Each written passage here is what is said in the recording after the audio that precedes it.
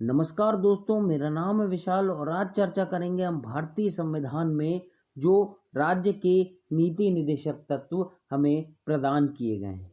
और ये प्रदान किए गए हैं हमें अनुच्छेद 36 से 51 तक, जो कि भाग 4 में दिए गए हैं।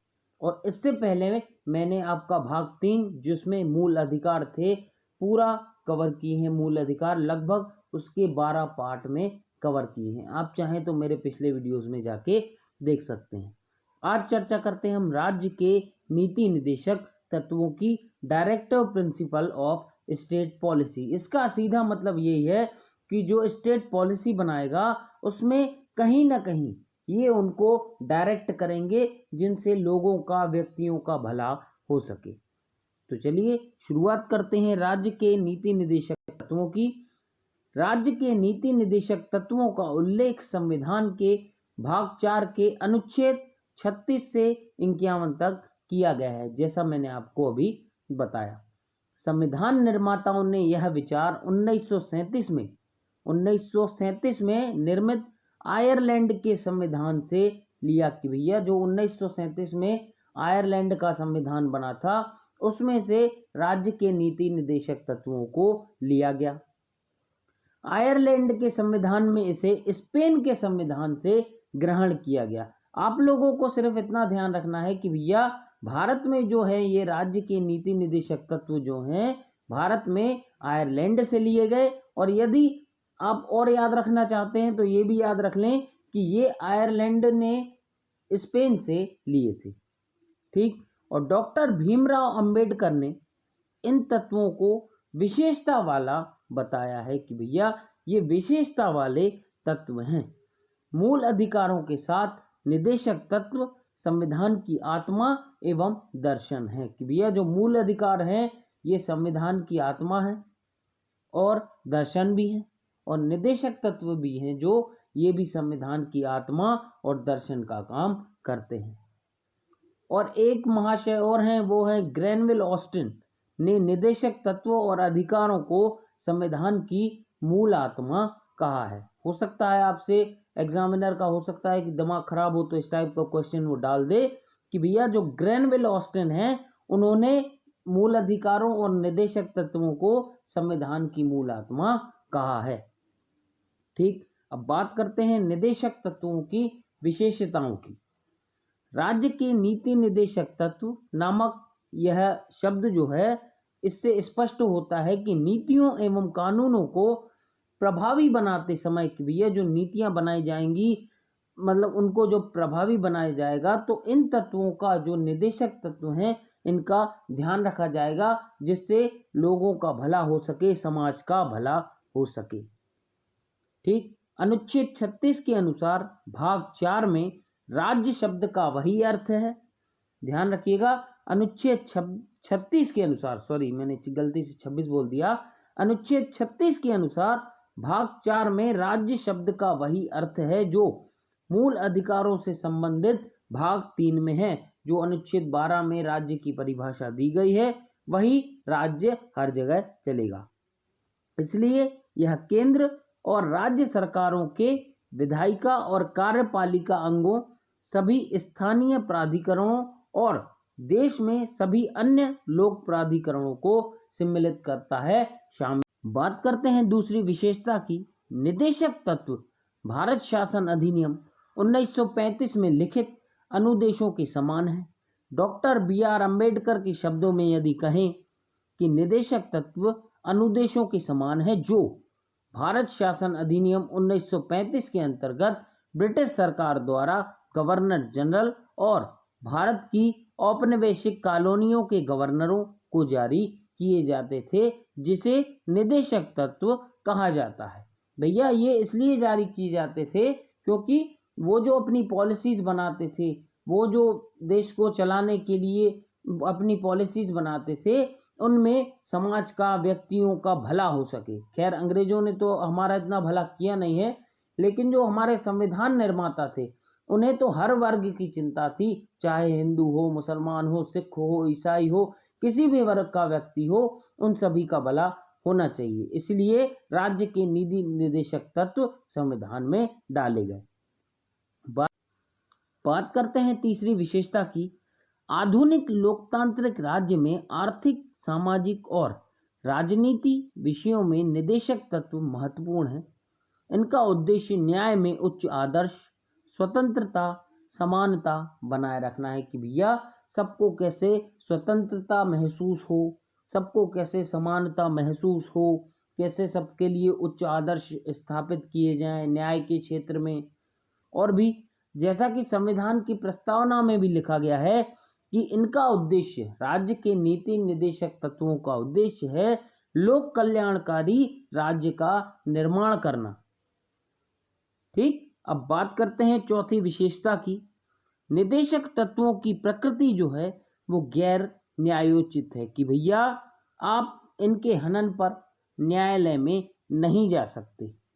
अतः केंद्र सरकार इन्हें लागू करने के लिए बाध्य नहीं है कि भैया मान लीजिए आपको नीति निदेशक तत्व में मान लीजिए उन्होंने बोला कि आप सबको नौकरी का अधिकार है, तो ऐसा नहीं कि आप कल पहुंच जाओ भैया कोर्ट कि भैया वो तो बोल रहे हैं हमें नौकरी का अधिकार है। तो इसलिए जो है कि भैया नीति निदेशक तत्व जो हैं गैर न्यायोचित हैं, इनके हनन पर आप सीधे सुप्रीम कोर्ट या उच्च न्यायालय में नहीं जा सकते। अनुच्छेद 37 में कहा गया है कि निदेशक तत्व देश के शासन में मूलभूत है, मतलब उसमें जुड़े हुए हैं, और विधि बनाने में इन तत्वों को लागू करना राज्य का कर्तव्य होगा कि भैया राज्य चाहे, और राज्य को करना भी चाहिए कि भैया क्या है जो नीति निदेशक तत्व हैं, मतलब जैसे राज्य अपनी कोई पॉलिसी बना रहा है तो उसमें नीति निदेशक तत्वों का ध्यान रखा जाना चाहिए कि भैया ये हमारे नीति निदेशक तत्वों के उद्देश्यों को पूरा करें। अब बात करते हैं पांचवी विशेषता की। इनकी प्रकृति गैर न्यायोचित है। कानून की संवैधानिक मान्यता के विवरण में न्यायालय इन्हें देखता है कि भैया देखें तो ये किस प्रकार से कार्य कर रहे हैं।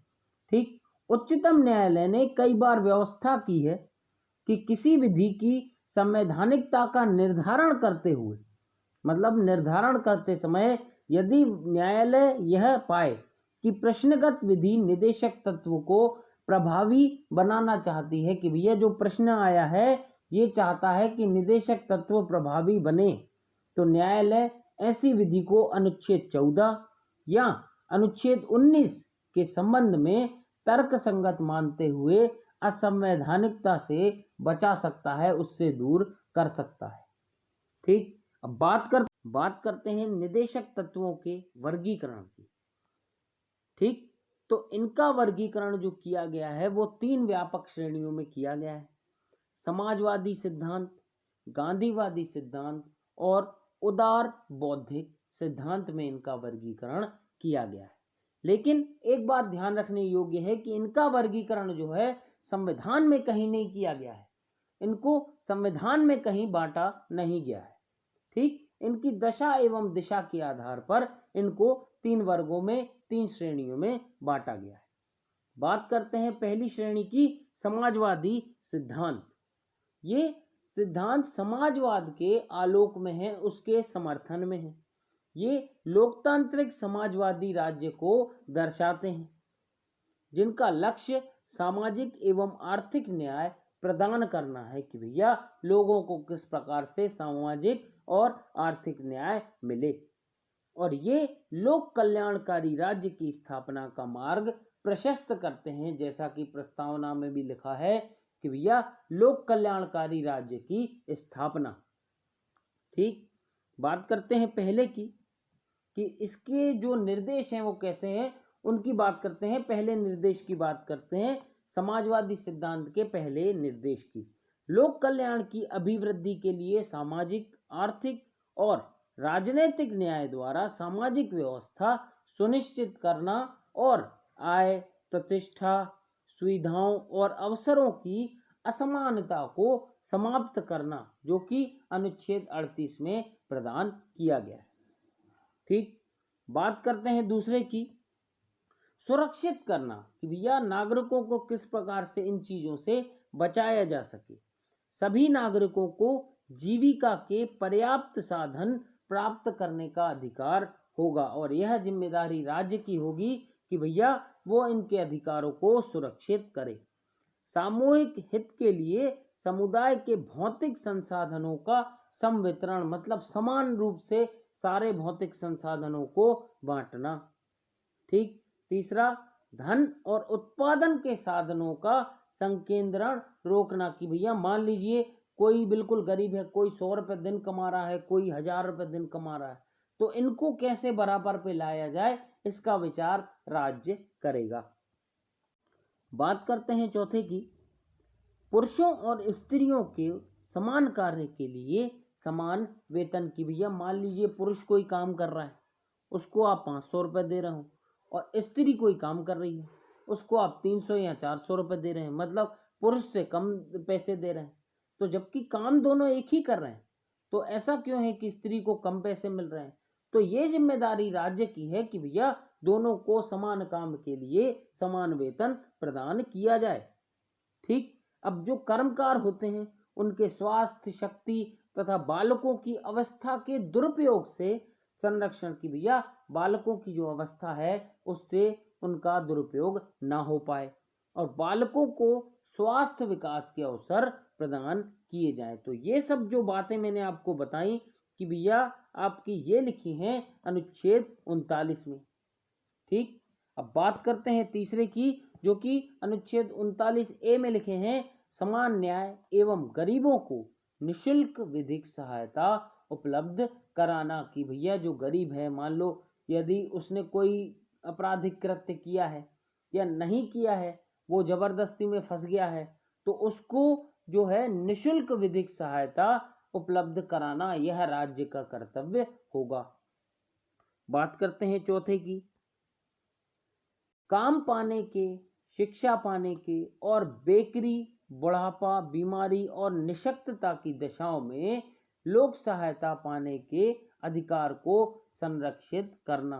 ये लिखा है आपका अनुच्छेद 41 में कि भैया काम पाने के लिए, शिक्षा पाने के लिए, बेकारी जो होती है उसको दूर करने के लिए, बुढ़ापे में, बीमारी के समय, निशक्तता की दशाओं में लोक सहायता पाने के अधिकार को संरक्षित करता है। और यह राज्य की जिम्मेदारी होगी कि ये जो लोग हैं इनका संरक्षण राज्य को करना चाहिए।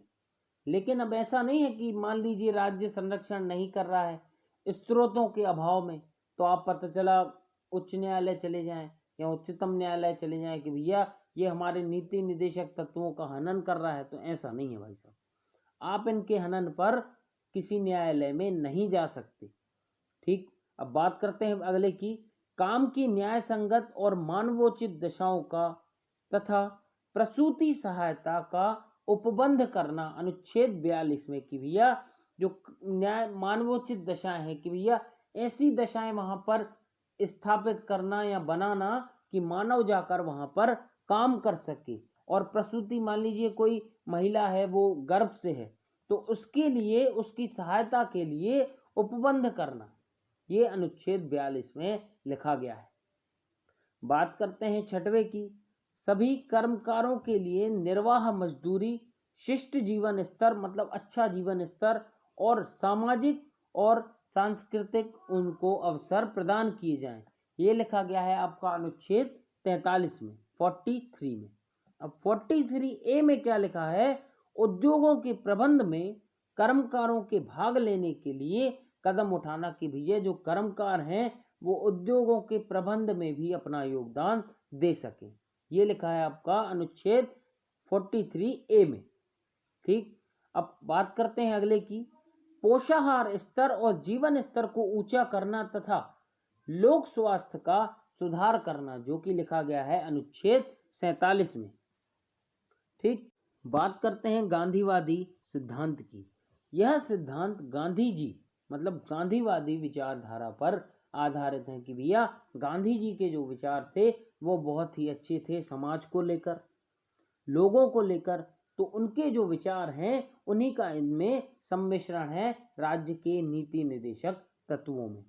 बात करते हैं पहले गांधीवादी सिद्धांत की कि भैया ग्राम पंचायतों को गठन करना, उन्हें आवश्यक शक्तियां प्रदान करना जिससे वो अपना विकास कर सकें, ये व्यवस्था की गई है अनुच्छेद 40 में।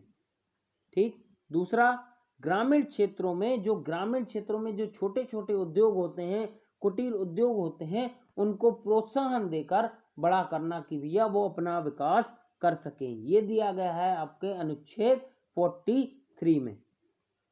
ठीक। अब सहकारी समितियों के गठन, उनके स्वायत्त संचालन की भैया वो अपना गठन कर सकें, चला सकें खुद को, और जो बहुत सारे व्यवसायिक प्रबंधन है उनको भी बढ़ावा दिया जा सके। तो ये व्यवस्था की गई है आपका 43B में। ठीक।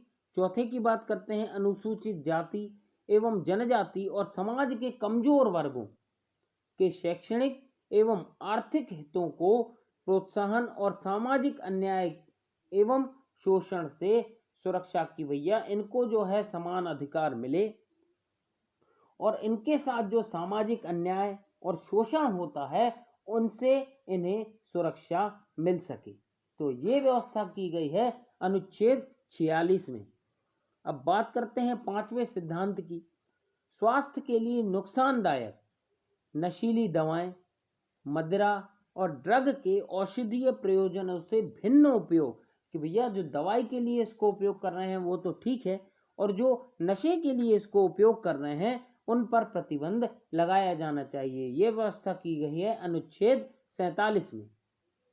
ठीक। अब बात करते हैं अगले सिद्धांत की, गाय, बछड़ा व अन्य दुधारू पशुओं की बलि पर रोक लगाना और उनकी नस्लों में सुधार को प्रोत्साहन देना।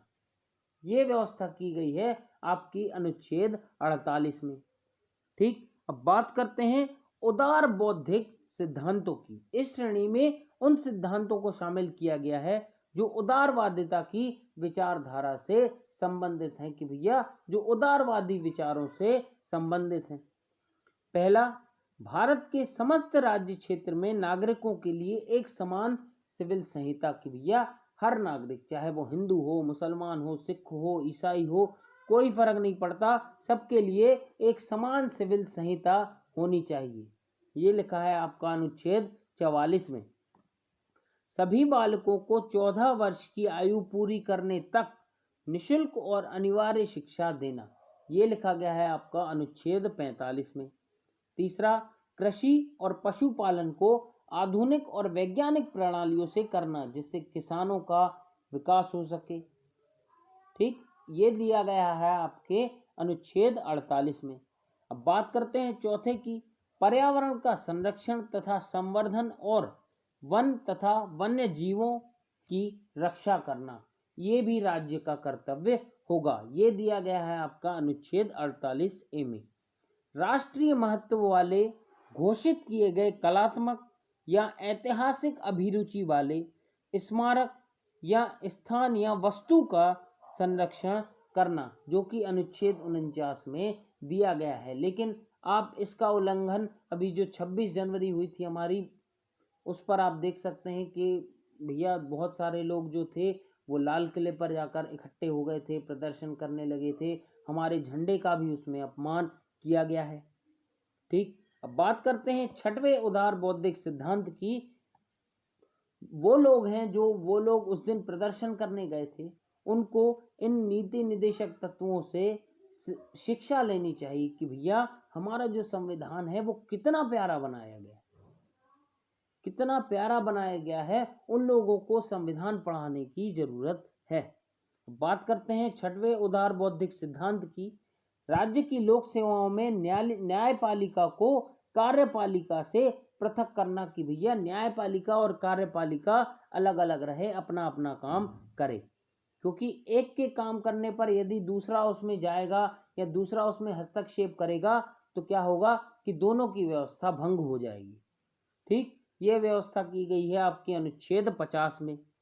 बात करते हैं 7वें की, अंतर्राष्ट्रीय शांति सुरक्षा की अभिवृद्धि करना, राष्ट्रों के बीच न्यायपूर्ण और सम्मानपूर्ण संबंधों को बनाए रखना, की जो कि पाकिस्तान हमसे कभी चाहता ही नहीं है।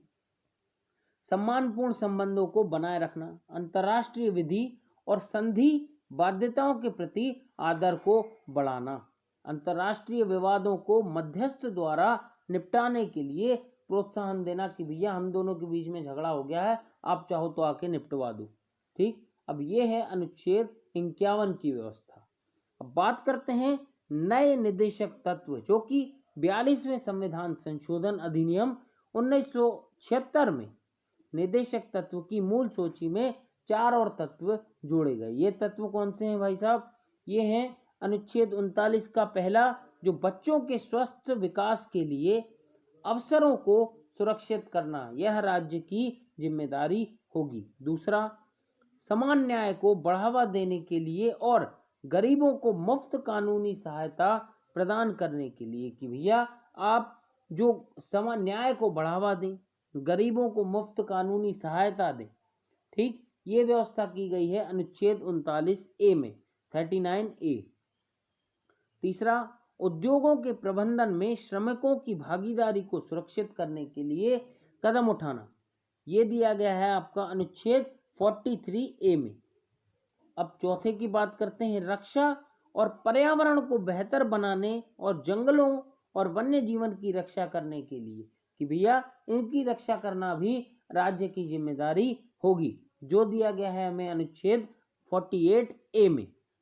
ठीक, अब बात करते हैं 44वां जो संविधान संशोधन 1978 में हुआ था, 42वां हुआ था 1976 में और 44वां हुआ था 1978 में। इसमें एक और निदेशक तत्व को जोड़ा गया, जो राज्य से अपेक्षा रखता है कि वह आय, प्रतिष्ठा एवं सुविधाओं के अवसरों पर असमानता को समाप्त करें, सब लोगों को समान समझे, सब लोगों को समान व्यवस्था करी जाए राज्य के द्वारा। अनुच्छेद 38 में यह व्यवस्था की गई। बात करते हैं 86वें संविधान संशोधन 2002 में अनुच्छेद 45 की विषय वस्तु को बदला गया और प्राथमिक शिक्षा को अनुच्छेद 21 का के तहत मूल अधिकार बनाया गया कि भैया जो प्राथमिक शिक्षा है वो सभी लोगों का मूल अधिकार है। संशोधित निदेशक तत्वों में राज्य से अपेक्षा की गई कि वह बचपन देखभाल के अलावा, मतलब बच्चों की जो देखभाल के अलावा है, सभी बच्चों को 6 वर्ष तक की आयु तक निःशुल्क शिक्षा उपलब्ध कराएगा। यह जिम्मेदारी राज्य की होगी। ठीक, अब बात करते हैं थोड़ी सी सहकारी समितियों की। सहकारी समितियों से संबंधित एक नया 97वां कॉन्स्टिट्यूशन अमेंडमेंट 2011 द्वारा सहकारी समितियों से संबंधित एक नया नीति निदेशक सिद्धांत जोड़ा गया। इसके अंतर्गत राज्यों से यह अपेक्षा की गई कि वे सहकारी समितियों के स्वैच्छिक गठन, कि भैया उनका जो चाहे वो उनका गठन कर सकता है, उनको चला सकता है और उनका प्रबंधन भी कर सकता है, उनको बढ़ावा देना यह राज्य की जिम्मेदारी होगी, जो कि व्यवस्था की गई है अनुच्छेद 43B में।